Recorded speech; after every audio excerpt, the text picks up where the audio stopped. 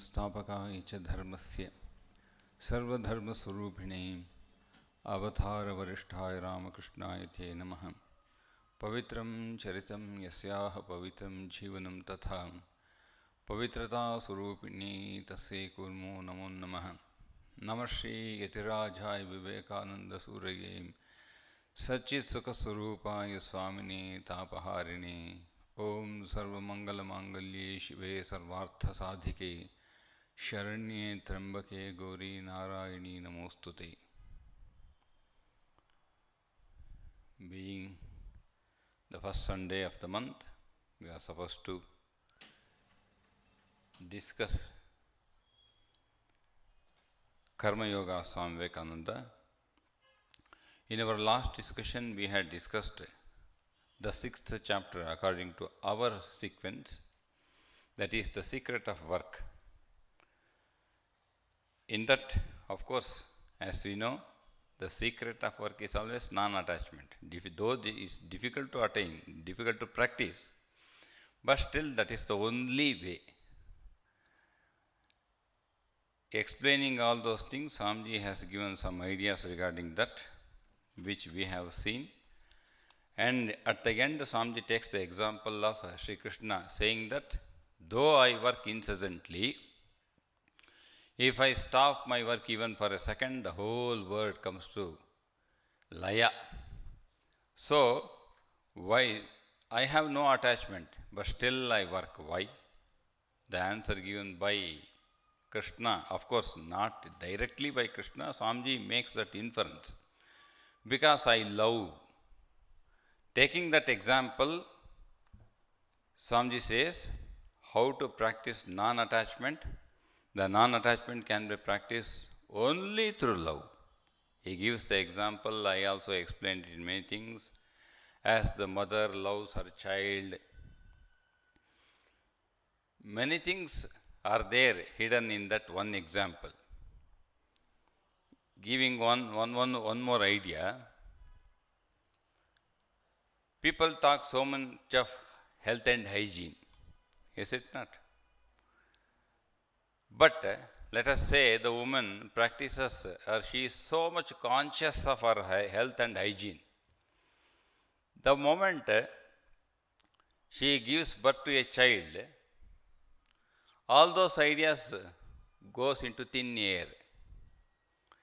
Suppose if she is eating, in the same plate she feeds her son or daughter, and she will eat the remaining thing of that child. Suppose the child takes so many things and it feels that it should eat so much, but it cannot. Out of desire it may hanker for more, but the stomach will not allow so much. So what happens? The leftover is eaten by the mother because of the only thing called love. Of course, it's an attachment. We will let us say it's love, because we are dealing with Karma Yoga. Attachment expresses through love. Here, of course, not technically, with this example only. Therefore, so many things are hidden in that example of Swamiji. It's not given exactly in Bhagavad Gita, but Swamiji makes an inference and says, it is through love that you can perform Karma Yoga. The secret of work is non-attachment. How to perform that non-attached action? Only through love. He gave so many examples, I also explained. And finally, he comes to the example of that Brahmin family who gave, or rather we can say a poor family. A poor family. Father, mother, son and daughter-in-law. They offered their food to a poor beggar. And the same day they all died due to hunger. And that mongoose somehow went to that house and had a little atta, or that flour on the body, and it turned into golden. And it searched all over the world, wanted to make the other part also gold. And it came even to the place of Yudhishthira, where he had performed Rajasuya Yaga. Though he might have performed very big actions according to the word, but what is the true criteria? It's always subjective whether I have loved, whether I am unattached. Now coming to the next chapter, 7th, and one more chapter left, which is the freedom. That is the last chapter that we are going to deal or discuss. Here the name non-attachment is complete self-abnegation. Actually, this is the extension of the previous chapter. If you have read it, the 6th, that being the 3rd chapter, Secret of Work is the 3rd according to the Karma Yoga published. And the 6th chapter is non-attachment is complete obligation. If we come according to the sequence of Swamiji's lecture, then we understand that this is the extension of what he could not say in Secret of Work. Here also Swamiji deals with non-attachment. There also he dealt with unattached work or non-attachment. Here he extends that idea and brings in self-abnegation, that's all. Actually saying there is nothing much to explain here. Only the idea of explanations changes. Swamiji changes his idea of explaining things. But what he wanted to say already has been told in the Secret of Work. That's why this forms the extension of the same lecture in one sense. But Swamiji explains it in a different mode so that the idea percolates inside. Of course, there are 2-3 ideas here, but regarding explanation, there is not much to explain. Everything has been regarding non-attachment. He has explained in the chapter, The Secret of Work. Now coming here, non-attachment is complete self-abnegation. What is the extension of Secret of Work? He has explained unattachment through love is the secret of work. Now that non-attachment should lead to self-abnegation. Now he is adding one more dimension of non-attachment, that's all. Somebody says, I am performing this action unattached. How to measure that unattachment is true self-abnegation.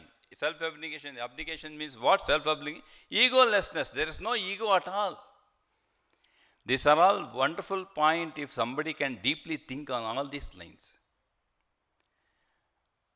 We can know the true performance of all these actions only if we can live together and understand all these things. Non-attachment is complete, not just self-abnegation, it's complete self-abnegation. There is no ego left. You should work to that extent that there is no ego left inside. You imagine now, how can a person work without ego? How can a man perform non-attachment work? So, if you are performing unattached work, the result is self-abnegation. Or if you see self-abnegation, you can directly draw a corollary saying that there is unattached work in that person or man or woman, anybody, etc. If you can say that, the next question arises, can any human being work on this earth without ego? That's why Sri Ramakrishna says, Shankara had the bhakti aham, not Shankara. Shankara had the ego of jnana, and Bhakta will have the ego of bhakta aham. There you have to take the explanation of Sri Ramakrishna. You should, if you want to work to that extent where Swamiji is expecting, to that extent you should have a ego of a jnani, a ego of a bhakta. But at this moment we are not at that stage. So that's why Swamiji says, he explains how you can perform non-attachment or why is it necessary to perform non-attached work. So coming to the present chapter, here Swamiji begins, in earlier Secret of Work also, more or less Swamiji began with the same idea. Here also, if you can understand ideas, then you will not read page to page, you will understand the idea. He begins with the same idea in the form of Secret of Work. What is the idea that Swamiji explains here? every action has got a reaction. Every action has got reaction. If you perform good, good reaction. If you perform evil, it's a evil reaction. Of course, he develops it. This is the first. This is the first derivative. Derivative number 1. Action leads to reaction. Good, good, bad, bad. Or Swami does not use the word bad in this chapter. Swami everywhere here in this chapter uses evil. So evil, evil. Then, if you are performing any action, either good or bad, you have a particular state of mind. Is it not? Suppose you are sitting and chanting Khandana Bhava Bandhana at 7 p.m. in Ramakrishna Math, Bangalore. To sing that song, your mind is in a particular state. Or you are working in so many places, XYZ, either in a company or in a college or in a government office, anywhere, or in a laboratory or in a clinic. When we are working, we are in a particular state of mind. So Swami relates that state to tension, a particular vibration. He uses 3-4 words. Your mind is in a particular vibration. So what happens? All other minds which are in the same state influences your idea. Suppose when you are having the bhava of bhakti, that bhakti bhava is being influenced by the bhakti bhava of the whole world at that particular moment. So he gives, of course, this is a famous example that we studied in the first piece, resonance. Harshanji, maybe 100 times he has explained that. I heard so many times in his lectures. You take a stringed instrument, any stringed instruments, tune it to a particular pitch. Let us shadja, sa, see, natural, shadja. You tune that all the strings to the same particular pitch.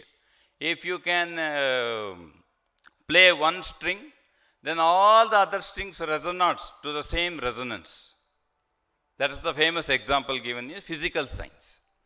So Swamiji says, taking that example, if your mind is in a particular state or particular vibration performing a particular action, you are influenced by the same vibration of the whole world. So, always there is, in this world, there is influence of another mind upon another mind. We are influenced by many other minds.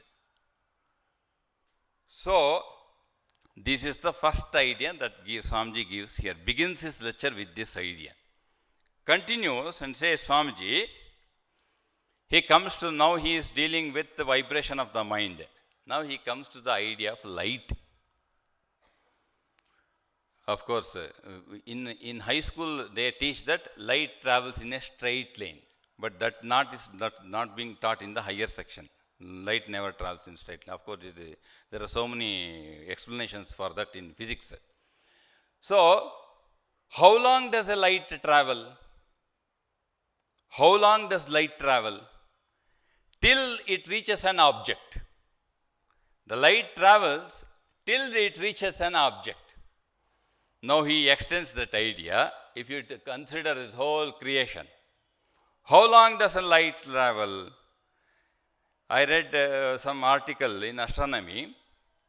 There it was quoted, this earth is getting light from the stars which were created when this earth was created, 4.2 billion years before. The star is so far from this earth, it has taken so much time, light years. It has taken 4.2 billion years into light years. That is the time it has consumed, the light of the star, to reach this earth. If you see the moon in the night, the moonlight takes 2 seconds to reach this earth. You will not see the light of the moon at that instant. You have seen the light past. It will take minimum 2 seconds, the light of the moon, to reach the earth. The stars, if you see the sky in the night, the stars may be there, may not be there in the sky. You are seeing the light because it reached the earth. So, what is the meaning of this? Light travels for hundreds and thousands of years, not 1 or 2 days. Now, Swamiji, taking this idea, brings the idea of thought. He says, so, thought waves may also travel hundreds of years. If light, which is physical, can travel thousands of, not hundreds, thousands of years, then it means thought also can travel. May. Swamiji uses the word may. He does not say will. I don't know why. But Swamiji has used the word may. I say, I am very particular with the way Swamiji, including every word. I concentrate on the words that Swamiji uses. Of course, this is a lecture. Swamiji has spoken. But he cannot speak untruth. It may be a lecture, but Swamiji cannot speak untruth. So Swamiji says, a thought waves also may travel hundreds of years. So, here in this hall, we are all sitting together. Every thought that comes from the brain, from every individual brain sitting here, Swamiji says, it pulsates, pulsating as it were. Swamiji uses eva. In Sanskrit, we use eva. Shankara uses this word very often. Eva, as though. In English, it is called as though, eva. So, as it were, the thoughts are pulsating as it were. How long will it pulsate? It finds another particular thought, vibrates in the same unison, and till it finds an object. Light will travel till it finds an object for hundreds and thousands of years. In the same way, a thought will travel till it finds an object for its unison. In magnetism, like pole repel, unlike pole attract. But it is ulta, it's a pakka reverse with respect to thought. Like thought attract each other. Unlike thought repel.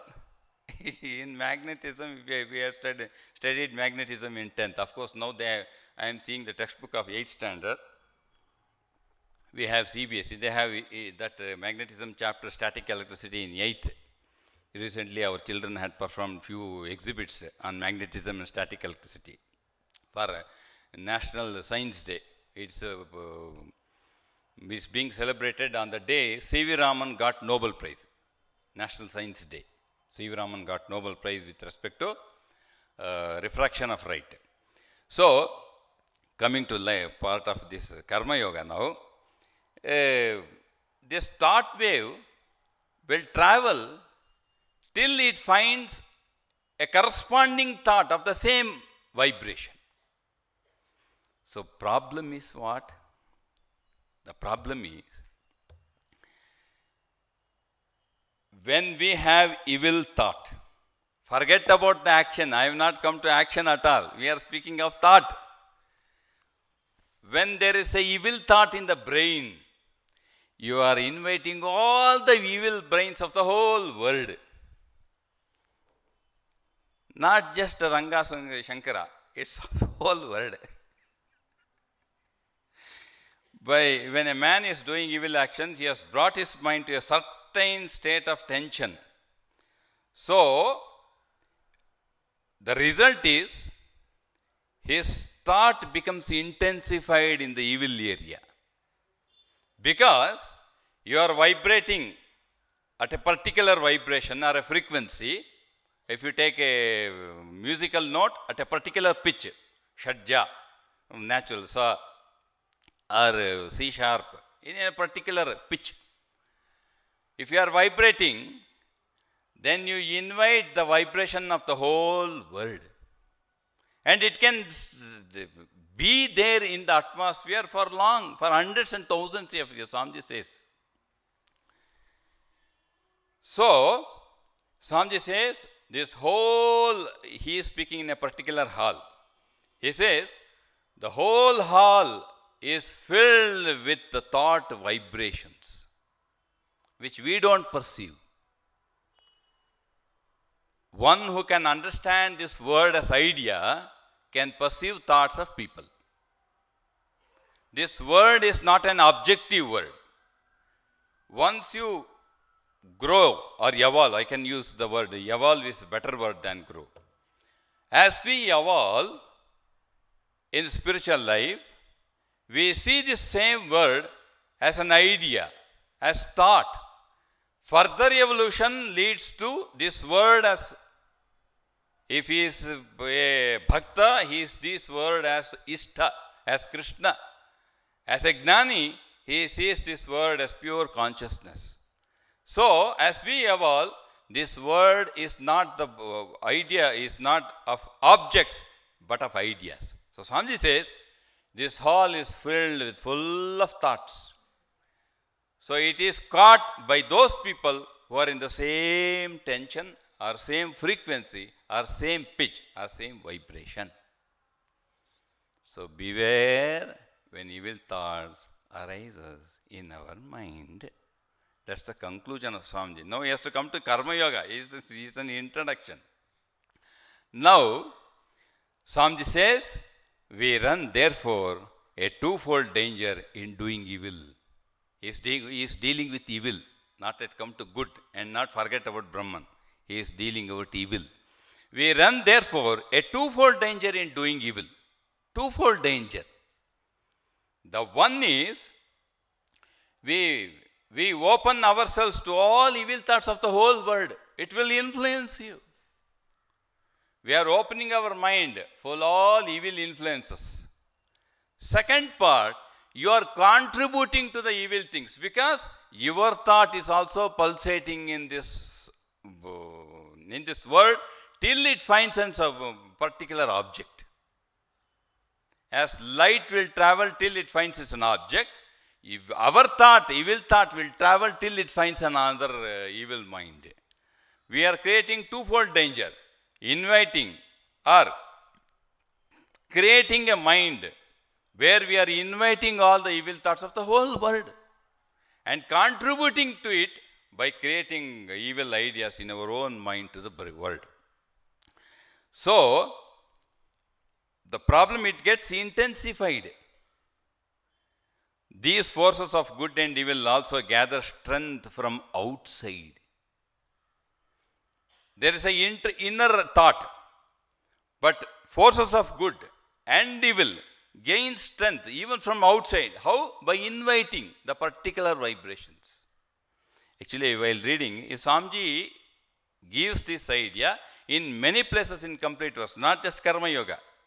He has given these ideas in many places. Inviting particular vibration and tension, all these ideas Swamiji has often quoted in many places. So when I was reading all these ideas of Swamiji, I was thinking, why Swamiji is concentrating only on evil things? What about good things? Generally, the idea comes is, this world is full of evil. More of evil, less of good. That is our general perception or general idea. This world is more of evil, less of good. So, by due to weakness or due to Purvajana samskara or due to our bad tendencies, let us say, we have some evil idea. The problem is, whole world is majority, we think, is full of evil idea, and we are influenced by so much bad ideas. And what is the way out? In one particular, not here, but in another place, Swamiji quotes. I was happy to hear that. When I was reading all these ideas, then I was thinking, what is the way Swamiji speaks? Suppose, let us, due to weakness, it happens. We are not perfect being. That's understood. Isn't it? Otherwise, nobody would have come for a lecture. I would have not given Karma Yoga. Is it not? The very thing that we are coming to Ramakrishna Math says, there is some imperfection somewhere, and we have come here to become perfect, including Swamis, I am telling, not just devotees. Even Swamis say. So, if that is the way, then what is the way out? Then Swamiji, in other place, Swamiji explains beautifully. If you are having an evil thought, the whole world influences you. But let us say you have one good thought, 1,000 angels are there to protect you. Swami statement. There are 1,000 angels to protect you if you have one good thought. So these are all the ideas. Swamiji is making us clear on the idea of thought, because when due to weakness, it is very quite natural to observe negative ideas. So the moment we have all those weakening ideas, we should impress the mind these ideas, that you are, by through this negative idea, you are inviting the evil ideas of the whole world, not just you. Beware. And one good thought will make 1,000 angels to come behind me and protect me. So continuing. So what happens? This is the first preliminary idea. Mind influences the mind. Second idea, that's the only idea. If whatever Swamiji explained, this is the summary of that. Mind influences mind. The second part, according to Karma Yoga, every action has to bear fruit. To put it in Swamiji's word, no power in nature can stop it from yielding its results. No power in nature can stop it from yielding its fruits. That's the major problem here. If karma has a reaction in the form of bearing fruit, we have no problem. Yes, let it be there. But the problem is, no power in nature can stop it from yielding fruits. Knowingly or unknowingly, we have performed so many evil actions. When it will end? Because Swamiji has clearly defined, and in further also, in concluding also, Swamiji says, Karma Yogi may not believe in doctrine or God. Now don't take the example of Holy Mother saying that, suppose you are performing japa, in the place, suppose a big sword or a big plow supposed to enter your leg, it will be sufficed with a small prick in the leg. No, don't take that example. Because Swamiji says, we don't believe in God. Let us assume that we don't believe in God. And japa, okay, no kandana bhavandana, we are not singing. What to do? Then we have to bore our own actions. Every action that we have done will bore its results. Now, if you say that, then there is a very serious question here, proposed by Swamiji himself. So what are these actions then? Let us analyze the actions, which has been analyzed in all previous 6 chapters, but Swamiji is giving, as I told you, this is an extension. Much of it has been discussed earlier. Now, if you action and reaction has got major issue with the question with respect to Karma Yoga. What is that? There is no absolute good actions, absolute evil action. And second thing, that this good and evil are interconnected. Both good and evil actions are interconnected. You cannot have a demarcation that this is only good and this is only bad. You cannot demarcate it. If you can remember Eternal Companion, there Prabhavanji Maharaj makes a question, or rather puts a question to Brahmanji. In reply, I don't want to go into detail of that question, but reply given by Maharaj, Brahmanji. Maharaj says, regarding the spirituality, secular and sacred. The question is regarding secular and sacred. Then Brahmanji asks Prabhavanji, can you draw a line between secular and sacred? For a spiritual man, everything is sacred. There is no secular. For a non-spiritual man, everything is secular. There is no sacred. That's why Brahmanji asked the question, can you demark secular and sacred, to put a mark that this is secular and this is sacred? In the same way, Swamiji is asking, you cannot demarcate that this is only good, this is only bad. There are a lot of problems when you say all these things, because good and evil are interconnected. then what is the fruit of action then? So, you cannot say entirely good and entirely bad. Swamiji gives his own example here. What do you mean by interconnected? Interconnected means, Swamiji says, I am speaking to you. You are hearing the lecture on Karma Yoga. Is it not? Those of you who are hearing this Karma Yoga lecture think that what Swamiji is doing is a good action. Oh, it's a wonderful action by Swamiji. He is enlightening us, giving awareness on a Karma Yoga. It's a wonderful action, a very good action. But at the same time, when I speak, Swamiji says, when I speak, so many microorganisms in this atmosphere will die. It's evil to microorganism, good to you, but bad to them. So, every action, good action, though you say good, will have an element of evil. Every evil action will have an element of goodness in it. So, it's interconnected. And what about the reaction now? Now, he will come to non-attachment. Why non-attachment is self, or how non-attachment is self-abnegation is Swamiji's point. Before that, he is considering about the thoughts, mind influencing the mind. Second, he is taking the idea of action and reaction, how to understand this good and evil. Now, after giving this example, Swamiji concludes, who has understood the secret of work now? After explaining all these things, Swamiji says, who has understood? He who, in good action, sees that there is something evil in it, and in the midst of evil, sees that there is something good in it, somewhere has known the secret of work.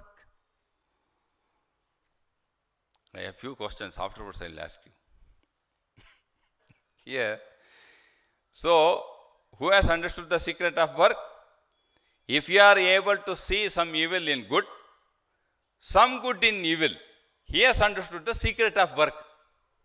Let us say, Swamiji, after hearing, let us say not hearing, after reading Karma Yoga, I understood that something good in evil, something evil in good. I have understood, Swamiji, then have I understood the secret of work? No. You have not yet understood. Why? I will conclude at the last. Let us complete this. It's the only beginning. You should always enter any book with full of questions in your brain. Non-attachment is self-abnegation. Why? How? When? All this, the moment you see the heading of a chapter, let us say physics, light, particles, molecules, atom, anything. They had some exhibition on proton, neutron, and nucleus, performed by 5th standard students. They showed me a drawing of atom and tried to explain me. All the exhibits that they performed from class 5 to class 8, they were waiting till 4:30.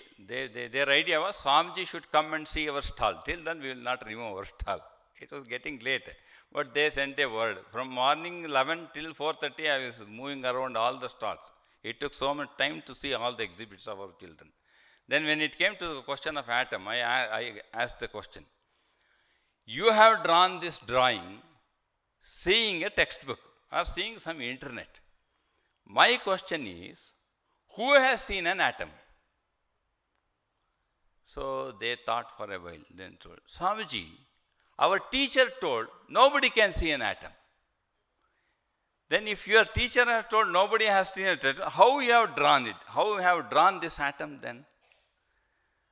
Then they had some more question. How? I don't know, Swamiji. Teacher told we cannot see it. Then how you are? Then what is an atom? Then they told, to the last extent of splitting a thing, we cannot split an object or a particle beyond an atom. That is an atom. Okay, that is splitting, that is good. But my question was, can you see with a naked eye? No. Then how you have seen it? Then they thought. Then I said, you go and ask the teacher who has taught you the subject on atom, saying that, who has seen an atom? They went to the teacher, and teacher came back to me, Swami, there. Yes, yes. Then they had a conductor, conductor and non-conductor of electricity. Why wood is not a non-conductor of electricity? They showed that wood is non-conductor of a graphite, and my question is, yes, we know this is a conductor of electricity, non-conductor. My question is, why wood is not a non-conductor of electricity? Then they show that power windmill, they had windmill and power generation. What do you understand by this? Swamiji, wind has power. Do you say the power existed in wind? Then, no, Swamiji, it comes to rotating. Then I said, if power is generated through rotation of a wheel, then I say, rotate through a motor and generate electricity, why you go for a windmill? They thought, yes, Swami will ask our teacher. So every result should be questioned by question. Anything that you do should be questioned. Then only you will get the answer that you are seeking. Seeking comes through questions. If there is no seeking, there will be no question. Generally, why lecture becomes a boring thing in a college or a school? Generally, because there is no seeking among the students to learn. So it becomes one-sided. Lecturer comes, teaches, goes away. So when we are dealing with a karma yoga, you should question every word. Of course, don't expect the answer from outside. You question yourself, let there be seeking, and proceed with all the questions. Then you will come out with answers. Then you will be aware of the words that Swamiji used, or a Shastra, let us say, you are doing a Shankara Bhashya. You split every word and try to understand the pros and cons of why the particular word Eva, why not be Eva. Then only you will understand the ideas. So, coming to this question, Swamiji says, if you are able to perceive some goodness in evil, evil in goodness, then you have understood the secret of work. Now, Swamiji explains it further. Why we should understand evil in good, good in evil? Because there is no perfectly pure action and impure action. There is no pure action and impure action. Swamiji clarifies it very clearly, saying what I mean by purity here, because purity is always relative. When you say water is pure, you are talking of microorganisms. When you are talking of a purity of character, for a grihastha, it is different from a Swami. So when you say purity with karma yoga, what does Swamiji mean by purity regarding action?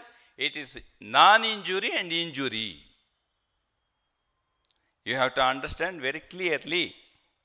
Swamiji says, there is no perfectly pure action or impure action. What does he mean? By pure, he means I am not injuring anybody. By impuring means I am injuring somebody. While I am talking, I am injuring so many microorganisms. So there is no perfect purity, because even though you say speaking on karma yoga or a gnana yoga or bhagavad is wonderful, but it is injury to microorganisms. Though that's why there is no perfect purity in action, perfect purity regarding injury and non-injury. So now, what about work and this bearing fruit reaction? That's Swamiji's idea behind. To explain, he is making so many details. Now, that being the case, it naturally, please pay little more attention. You are all giving full attention, I know, but still pay some more attention. That being the case, you have to inscribe in your heart these words. That being the case, it naturally follows that perfection can never be attained by work. If you have read Advaita, you have a lot of insights into it. So, that being the case, it naturally follows that perfection can never be attained by work. It's a very problematic statement. If you read here, it's okay. Because I have a question for you. Hmm? In the previous chapter that we discussed, the secret of work, I have written the exact statement of Swamiji. What Swamiji told? By work alone, men may get to where Buddha got largely by meditation or Christ by prayer. By work alone, I even quoted the Bhagavad Karmanaiva hi samsiddhim astita janakadayaha. It comes in Bhagavad Gita. By work alone, Janaka attained perfection or freedom. According to secret work, Swamiji uses the word freedom. It's liberation, is it not? Swamiji uses the word liberation and freedom in secret of work. So here, Swamiji says, that being the case, it naturally follows that perfection can never be attained by work. But there he told, by work alone, men may get to where Buddha got largely by meditation or Christ by prayer. So, even the word work is also relative like purity. There when Swamiji referred to the word work, by work alone men may get to where Buddha got largely by meditation or Christ by work alone karmanaiva hi samsiddhim astita janaka deha. You have to add one more adjective there, unattached work. Through unattached work alone they got to where Buddha or Christ went. Janaka by unattached work. Because Swamiji concludes this chapter by giving the example of Janaka. Here, he just means karma in a general sense, not attended to unattached work or not even karma yoga also. General work that we perform every day. Because this good and evil are interconnected. The fruits also interconnected. In the means, suppose let us say you give dana. You give food to a poor man. It's a dana. One of the shrestha dana. Although it's the first. Ahara dana is the first place. Text of highest is Adhyatma Gnana Dana. That is the highest. First is physical. That is food. So, when you offer food to some poor boy as a dana, that is good. But at the same time, there is some part of evil in it. So, you have to have both good and evil fruit of that action, not good alone. So, there is a never-ending story with respect to work. You will be caught somewhere. Caught somewhere means everywhere, not somewhere. You are caught everywhere. If you are focused only on work, that's why Swamiji says, understand basically in this world, there is no perfect purity in actions. Because good and evil are interconnected. Good has evil, evil has goodness. Majority good, minority evil. Majority evil, minority goodness. That is the nature. That is the secret of work. Now following that, now Swamiji brings the idea of how to perform the action now. As I told you, all these ideas in more or less has been discussed in different dimension in secret of work. If we have understood the chapter perfectly, otherwise you will be understanding it now in a very new area. Now, that is the first point. The Swamiji, through work, after all this introduction, Swamiji says, through work you cannot attain perfection. Then there is one more question that can be put here. Swamiji, if you don't read further and stuck up here, the question, very common question and a very welcoming question and happy for many people. Swamiji, let us drop the work now itself. Let us take sannyasa. If not sannyasa, Swamiji, let us get early retirement, VRS. Best option.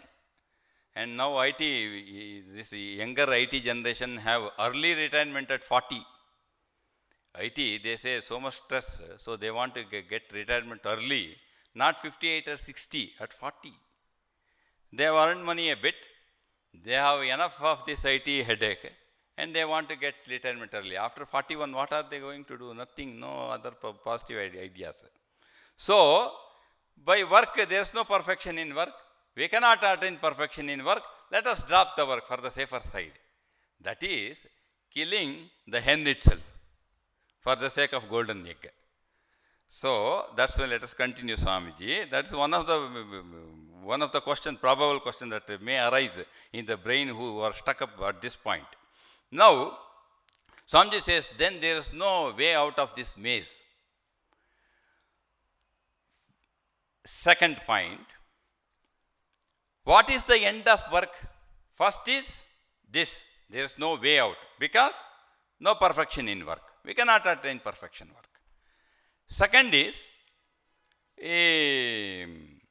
what is the end? Suppose we are all doing karma. What is the end to this karma? Because if you take objective, you cannot take it objectively. That's the problem with karma yoga. With any yoga, of course, with that. If you say what Swamiji gave earlier example, what is the highest motive to perform good actions? Helping this world. That is not the true thing, but that is the highest motive. You need some motive to perform good actions in this world. Let us take the help of doing good to the world. We have to drop even the idea of doing good, because that is not the highest motive. So, the highest motive that one can have is, I am going to help this world, because this world will become better. What Swamiji gave, the idea of millennium itself is false. There is no Ramarajya, speaking so. You cannot have Ramarajya. There is no perfection in this world. Neither there is perfection in action, in karma, neither there is perfection in this world. But still we are forced to do action. You cannot avoid, because work incessantly. That is the message in Bhagavad Gita. And for that he has given karmaneva samsiddhim astita janakadiya. So that's why Swamiji says, if you say good, there should be evil. If you say evil, there should be goodness. It's observes and reverse of the same kind. Goodness and badness goes together. So, a perfect life itself is a contradiction in terms in this world. There is no perfect life. How can you say there is a perfect life? Impossible in this world. Life itself is full of diversity. All these things are we have discussed earlier. Life itself is full of diversity. There is no perfect millennium, concept of millennium. Millennium means Ramarajya. So, one thing is that by work we cannot attain perfection. Second is that there is no perfection in this world. We cannot work because we can create some perfection in this world. Then how to perform action? Full of contradiction now. We are caught in a maze. So, this complex struggle between something inside, we have something that we have to work, there is something inside. And the external world, there is a conflict between the inside and something external, is what we call life. That is called life. So it is clear that when this struggle ceases, there will be end to life, but there is no perfection. When does this struggle ceases? When there is death. Till death, there will be struggle. Let us say, Swamiji, I have come to Ramakrishna Math 40 years, I have taken Diksha 40 years, I am meditating, there is a serene mind, I am very happy. There is no struggle, you cannot say. As the old age comes, there is a struggle in the body connected with the mind. Oh, so some have dialysis, some have to go take a diabetic tablets, in between some gangrene in the food, gangrene somewhere in the body, gangrene for some in the brain, they land up in dementia. Continuous struggle with this nature. When the struggle ceases, life also ceases. But till then, you cannot avoid work. But there is no perfection in work. And we cannot avoid work also here. Then what is the fun of all doing? That's what Swamiji interested now. This is a introduction Swamiji giving. That's why I told you, extension of secret of work. Now, Swamiji comes to the main effect of work done for others. Now, we begin at the stage thinking that, okay, at the first stage, let us begin a karma yoga to help somebody. Let us take this first step. We are supposed to come out of this maze. Where to begin? Begin with doing good to somebody, X, Y, Z, even to animals, anything, to the world. So what happens by doing that? There is a constant effort, is it not? From our side, there is a constant effort to do good to somebody or to this world. When there is a constant effort of doing good to others, we are thinking more of others than of oneself. Is it not? We are thinking more. That's why that is the highest motive, though not the end, but the highest motive. Take that. Start, begin with it. You go on doing. What happens? The more you involve yourself or oneself in trying to good to your others, it will lead to thinking of oneself less, more of others. Through that action, it leads to purification of the mind. There is purity in the mind. In what sense? Lessening our ego. That is the intention of non-attachment is self-abnegation. Begin here.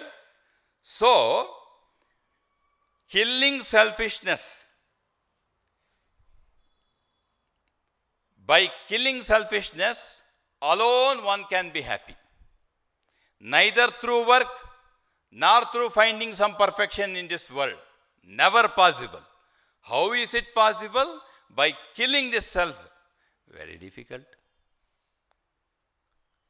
It's not. Avala easy illa idu. Romba kashtam. We have to kill this selfishness. How? How to kill this? Because everybody is a perfect home, yogi at home, staying alone. Everybody is a perfect yogi. Oh, including all, don't misunderstand me, bhaktas also. Nalla pranama pandare, pranama kudukrare, ella kudukrare. Very nicely. And then when you start work, you say they come to help your mission. Then we say, you should not do this. What, Swamiji, why you couldn't? Why you are doing? They will start quarreling. The next moment, because they cannot compromise with this ego. Even Sri Ramakrishna has given though you may say that you have killed your ego. Somewhere in some nook of the corner, morning it will again sprout like Ashwatha Vriksha. You don't know how it has sprout, but it will be there. I have some idea. There are some sattvic ego. Of course, there are some different terminology. I use this terminology. In ego also, there is a tamasic ego, rajasic ego, and a sattvic ego, and one more ego beyond all these things which Shankara and Ramakrishna had. There are 4 types of ego. This is my interpretation.